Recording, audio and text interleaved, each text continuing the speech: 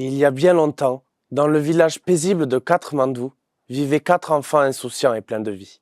Leonardo, le rêveur, Mariposa, la courageuse exploratrice, Katharina, la curieuse, et Démétéris, le farceur. Ces 4 amis inséparables passaient leur journée à explorer le secret de la nature qui les entourait. Un jour, ensoleillé, tandis qu'ils jouaient à la lisière de la forêt, l'atmosphère joyeuse fut brusquement interrompue par l'arrivée sinistre d'un couple d'ogres maléfiques. Ces 2 monstres nommés Arché et Taker kidnappèrent les enfants.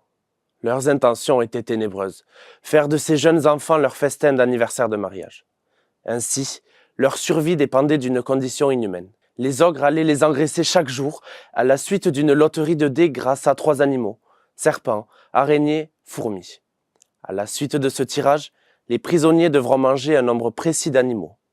Dans ce monde magique, un serpent est égal à 4 araignées et une araignée est égale à 4 fourmis. Pour être relâchés, les enfants doivent manger en cumulé chacun moins de 20 serpents.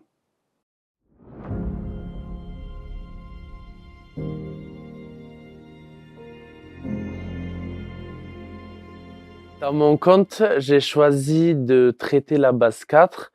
C'est une base très peu enseignée à l'école, donc c'est pour ça que ça m'a motivé à faire un livre autour de cette base-là. Mon conte est clairement dédié du coup à cette base-là, comme par exemple avec le nom du village Katmandou, il y a plein de références autour du mot 4. Les noms des ogres sont des anagrammes du nombre 4, Arket et Taker.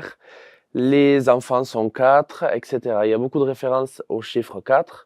Et même, j'ai choisi de mettre un serpent pour 4 araignées et une araignée pour 4 fourmis. Donc c'est aussi le travail de la base 4. Et du coup, on peut voir que 4 fois 4 est égal à 16. Enfin, j'ai trouvé que cette idée de livre pouvait aussi correspondre à une idée de jeu.